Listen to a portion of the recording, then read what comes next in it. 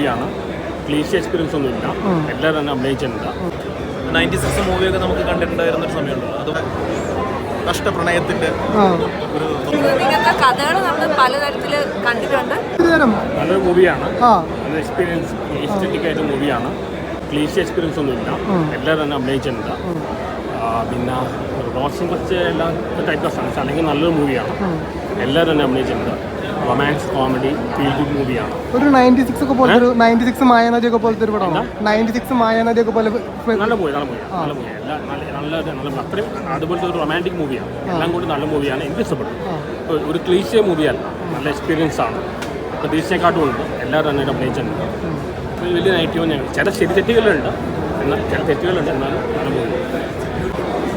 നല്ല മൂവി കേട്ടോ, നല്ല മൂവി, നല്ല റൊമാൻറ്റിക് പടമാണോ? റൊമാൻറ്റിക് പടം. റോഷൻ എങ്ങനെയുണ്ട്? റോഷനും ആ മോളും നന്നായിട്ട് രണ്ടുപേരും നന്നായിട്ട് എതും എല്ലാവരും ആനന്ദും എല്ലാവരും നന്നായിട്ട് ചെയ്തിട്ടുണ്ട്. റൊമാൻറ്റിക് പടമാണോ? റൊമാൻറ്റിക് പടമാണ്, റൊമാൻസ് ഉണ്ട്, കോമഡി ഉണ്ട്, അടിപൊളി പടം. മറ്റേ 96 ഒക്കെ പോലത്തെ ആ ഒരു വൈബാണ്.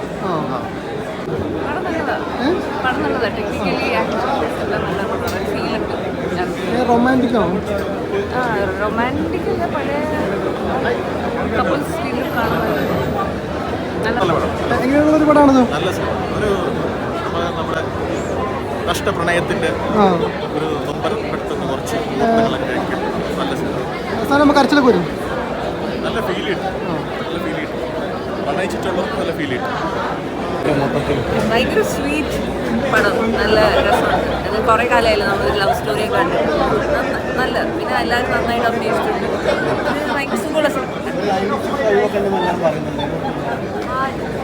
പക്ഷേ എനിക്ക് ഇങ്ങനത്തെ കഥകൾ നമ്മൾ പലതരത്തിൽ കണ്ടിട്ടുണ്ട്. പക്ഷെ അതിൽ ഇതൊരു വ്യത്യസ്തമായിട്ട് ഭയങ്കര രസം കണ്ടത്. സൂപ്പർ മൂവിയാണ്, നല്ല മ്യൂസിക്സും ആണ്.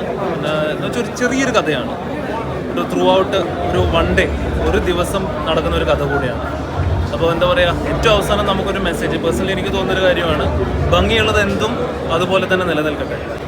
96 മൂവിയൊക്കെ നമുക്ക് കണ്ടിട്ടുണ്ടായിരുന്ന ഒരു സമയമുണ്ടല്ലോ, അതുപോലെ തന്നെ നമുക്ക് പ്രണയം സൗഹൃദം എല്ലാം നമുക്ക് നല്ലൊരു വാല്യൂ കൽപ്പിക്കുന്ന നമ്മുടെ ജ്യേഷ്ഠാനുജ ബന്ധം സൗഹൃദം എല്ലാം കൂടെ ഇടകലരുന്ന നല്ലൊരു മൂവിയാണ്. എന്തായാലും കണ്ടിരിക്കുകയാണ്. സൂപ്പർ.